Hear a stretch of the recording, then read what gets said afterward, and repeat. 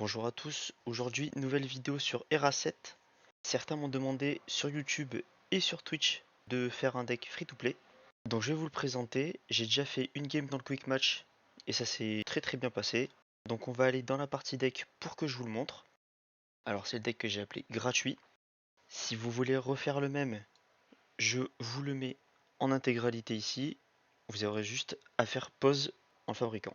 Donc ce que j'ai voulu faire avec ce deck, c'est un deck très early, entre 2 et 4 majoritairement. Donc il y a quelques cartes qui coûtent 5 et plus, mais ça reste même pas un tiers du deck. Là on voit que j'ai 3, 6, 9 cartes qui sont au-dessus de 5. Donc en fait, le deck il va tourner majoritairement autour de ces deux cartes. Donc l'embûcheur qui va scale, donc il faudra bien le protéger. Et la marmotte qui va se heal en fonction des PV que vous vous rendez. Donc c'est pour ça que j'ai mis ce sanglier qui vous restaure 3 HP quand il meurt, donc ça va servir pour protéger ces deux cartes là. Il y a aussi le pirate qui peut régène et donc buff la marmotte. Et une dernière méthode de buffer la marmotte, c'est avec le rhinocéros qui lui va vous servir de tank, surtout en late game. Donc je vais sauvegarder et je vais faire une game avec ce deck. Comme vous voyez en haut à gauche, je vais faire la game sans héros, parce qu'en tant que free to play, vous en aurez tout simplement pas. La game que je vais vous montrer, ça sera pas en rank match, parce que ça sera pas du tout le niveau auquel vous serez, ni à l'expédition, il n'est pas trop atteignable, et ce sera surtout au niveau 1 et 2 où vous évoluerez. Donc je vais faire le combat dans la campagne, je vais choisir le niveau le plus dur sans les boss, parce que les boss, ils sont trop durs même pour moi, ils servent à rien. Donc let's go, j'en ce combat. Je vérifie que j'ai bien le bon deck, donc le gratuit sans héros, et je clique sur challenge. Donc le but du deck, ça va surtout être de récupérer, donc comme j'ai dit, le petit lancier et la marmotte. Donc on va déjà garder cette carte là parce que c'est une carte qui va bien scale avec les autres. On a directement un lancier, il va surtout falloir le protéger.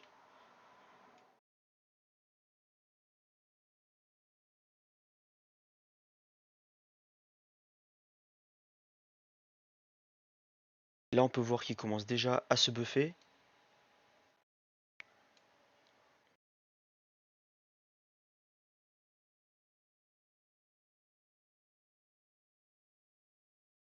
Donc là il s'est déjà buffé, on va surtout le protéger des agressions d'en face. Et comme ça il va pouvoir scale tout du long de la partie.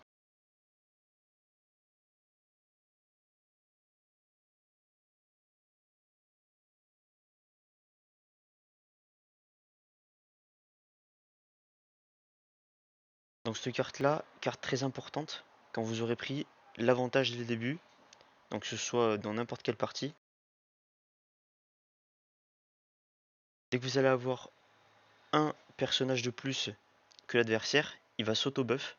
Donc du coup, je vais continuer l'agression sur cette ligne.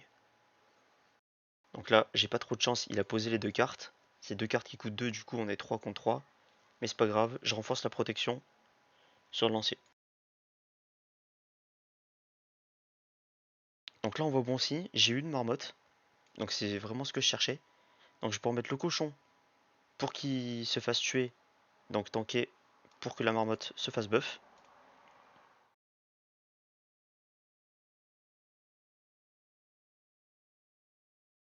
Et donc là maintenant j'ai les cartes qui sont vraiment importantes au deck. Le pirate qui va buffer la marmotte, le cochon qui buffe la marmotte, et le lancier qui se buffe tout simplement lui-même. Ce que je peux faire là, parce qu'il n'y a pas beaucoup d'agression, parce que là on voit qu'il a que 2 dégâts x2 sur le bas. J'aime pas mettre ma carte défensive en bas, puisque si je défends lui, il va me régène 3, donc j'aurais perdu que 1 dans l'équation.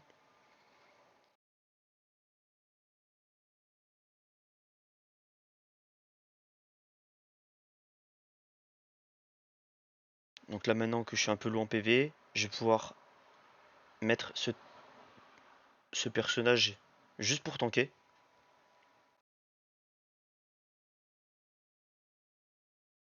Et là je me demande, est-ce que je burnerai pas cette carte-ci pour pouvoir buff une de mes cartes. Et je pense que c'est ce que je vais faire.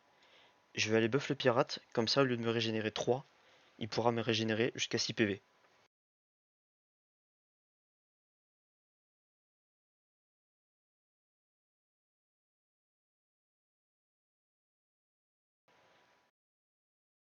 Donc là on peut voir que le combat, je vais finir en one shot. Là c'est 100% gagné.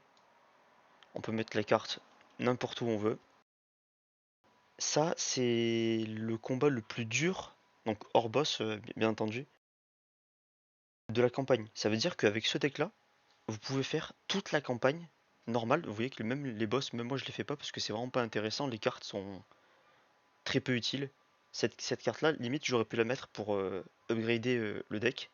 Mais vous voyez, c'est même pas utile en fait. Le deck fonctionne déjà très bien comme ça. Donc comme ça, avec ce deck là, vous pouvez aller jusqu'à finir la campagne hors boss. Et je pense que votre expédition, elle se portera vraiment mieux. Et surtout, je vais mettre la corne d'expédition pour vous expliquer que même si, imaginons, vous vous perdez avec ce deck là dans votre campagne, je ferai une deuxième partie à cette vidéo pour vous présenter un autre deck. Parce qu'en fait, je sais pas si vous avez vu en faisant vos expéditions, si vous perdez avec, imaginons, là j'ai ce deck, donc c'est la hache plus les pirates, on va voir qu'il y aura un debuff quand j'aurai perdu.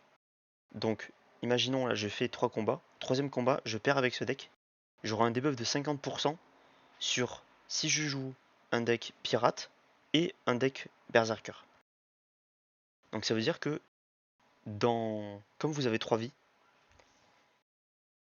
je pense qu'il est judicieux de se faire 3 decks différents. Comme ça, vous pouvez aller jusqu'au bout du boss. Même si vous perdez une ou deux fois, bon après la troisième fois, vous y pouvez rien, mais au moins vous allez gratter quelques attaques. Avec le loot à taux plein. Parce que si vous voyez, là, imaginons, je perds au troisième, je vais gagner que 0,7, 0,75 tokens, alors que si j'avais juste changé de deck et que j'en jouais juste un autre, qui est même pas moins fort, là je vous ai présenté celui-ci, mais je pense qu'il y en a d'autres qui sont totalement viables. Donc vous pouvez voir que j'ai ma carte que j'ai appelée arène moi, mais vous voyez j'en ai une autre qui s'appelle XP et campagne, et même une quatrième XP. Donc comme ça, si je perds avec mon premier deck, je vais switch sur un second deck et un troisième deck qui va être un peu moins bon, que je joue un peu moins bien, mais au moins j'aurai la possibilité d'avoir les récompenses à taux plein. Donc ça c'était pour l'expédition. Avoir plusieurs decks c'est vraiment le summum. Là je vous en ai présenté un, je vous en présenterai d'autres. Surtout, il y a un deck qui est vraiment fort, que je jouais dès le tout début avant d'avoir les cartes. Et c'est pour ça que j'ai autant de decks avec l'académie. C'est un deck académie parce qu'il y a des très bonnes cartes totalement gratuites qui sont liées à l'académie. On peut voir des silences, moins 2 d'attaque. Ça c'est une carte, elle est vraiment très forte. Donc voilà, ce deck, toutes les cartes sont obtenables en quick match. Donc vous allez passer du niveau 1 à 15 en remportant des cartes à tous les niveaux. Et avec la campagne, donc avec votre premier deck, vous allez pouvoir prendre la campagne et avoir des cartes tout du long. L'intérêt de finir la campagne, c'est que vous allez pouvoir avoir le même deck qu'avec les cartes de base, on va dire, mais que vous allez pouvoir les avoir niveau 2. Donc c'est souvent des cartes qui ont, là par exemple, c'est une carte de base qui coûte 2 et qui a 2 attaques et 1 de vie. Donc là, elle a juste 1 d'attaque de plus, c'est toujours ça de prix. Donc voilà, je vous ai présenté le deck. Si des personnes le jouent et qui voient qu'il y a des améliorations à faire, n'hésitez pas à me le dire, j'essaierai de regarder. Et c'est surtout en jouant un deck qu'on apprend à comment s'en servir et surtout voir ses forces et ses faiblesses. Donc bon jeu et peut-être à bientôt en arène. Tchuss!